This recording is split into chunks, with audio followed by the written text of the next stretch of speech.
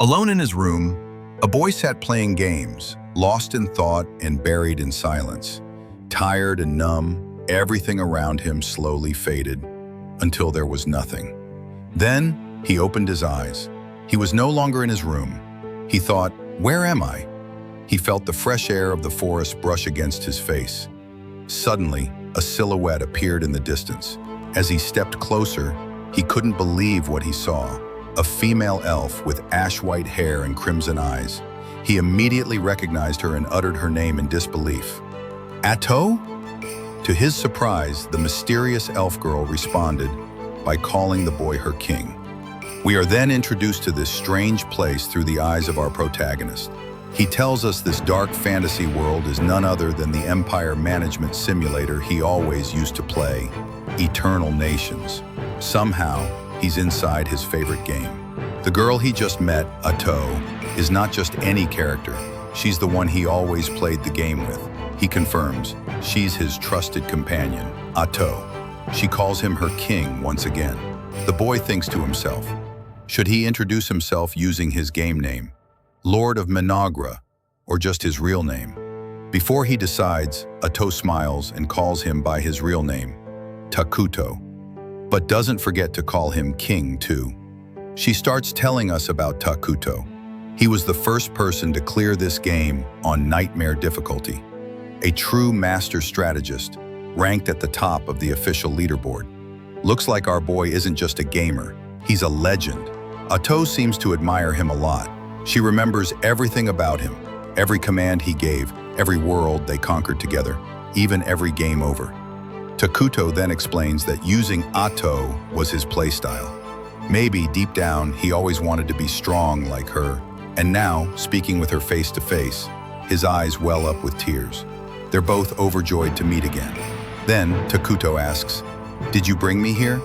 Atto replies, confused, "No, I don't know how I got here either. But something about this world, it feels like it's hers, Eternal Nations. They call it a miracle." Atto then says, "Why don't we just do what we always did? Start over and build an empire together."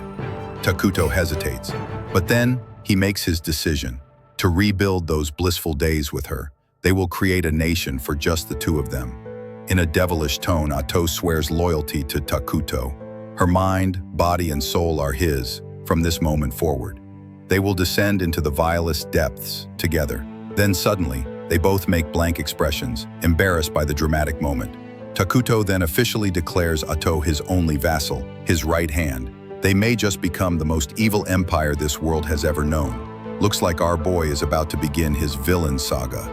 They raise their hands together and begin their journey.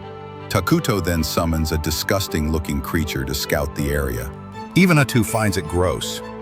They start planning. Their nation will be a peaceful civilization that governs over evil and ruin. For now, they must avoid being detected. The scout runs as if its life depends on it. Takuto says he can share its vision to some extent. He wants to summon a warrior, but doesn't have enough mana. Atto tells him to leave the fighting to her, but then admits her power level is only 3 right now. If a strong enemy shows up, they're finished. Takuto sulks. This difficulty level is nasty. Atto tells him to cheer up. Scene change. The scout spots a group of dark elves in a rough state. Takuto, sharing the vision, notes, "They're not far from here." Atto adds, "This is a fantasy world. Dark elves tend to be neutral, leaning toward evil. That's a relief." Takuto says, "If it were someone else's starting territory, this could have turned into a disaster. They should seriously avoid war." Atto even suggests running away. War is such a barbaric thing, but Takuto decides they should observe and gather intel before taking any action. Atto praises his judgment in the background. Then, a figure enters their vision. It's a group of dark elves. Scene shift. We now see the dark elves walking through the forest. One of them suggests leaving, but their captain, Jaya Nagiv, says they have nowhere to go. Their homeland was destroyed, their children are weak, and food is scarce. They must stay and find resources. A female elf named Emla warns that this land is cursed. Ancient texts say something evil was sealed here. Captain Jia laughs it off as superstition, but inside he's uneasy. Then he feels it, a monstrous pressure. His face turns pale. In Takuto's eyes, they were just dark elves. But in Jaya's eyes, Takuto was a dark, legendary being, a pure manifestation of evil. Jia introduces himself humbly as a warrior of the Mazarim clan and begs forgiveness for trespassing. Atu asks coldly, "Then why are you here?" Jaya stammers. His explanation is long, which irritates Atu. She demands he cut to the point. Jia admits, they were driven from their land, they're starving. Takuto, seen as a monster by the elves, simply says, "You're hungry, aren't you?" Jia confirms, they haven't eaten in days. Takuto says, "Here, it's yours." He offers them fruit. The elves are stunned. This fruit is unlike anything they've seen. Takuto even gives them pears. Atu watches in shock. Captain Jia, touched, asks, "Who are you?" Takuto simply replies, "It's yours." Scene change.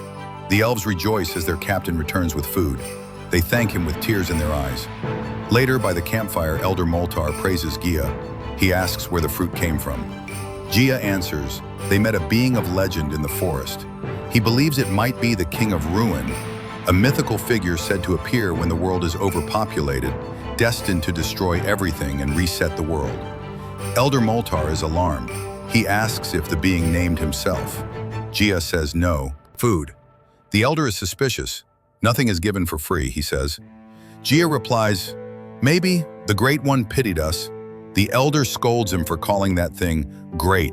Gia yells back, he saved us. He fed our starving people. Doesn't that deserve our respect? Finally, the elder softens. You've done well. I'll handle negotiations with the king from now on. Scene change.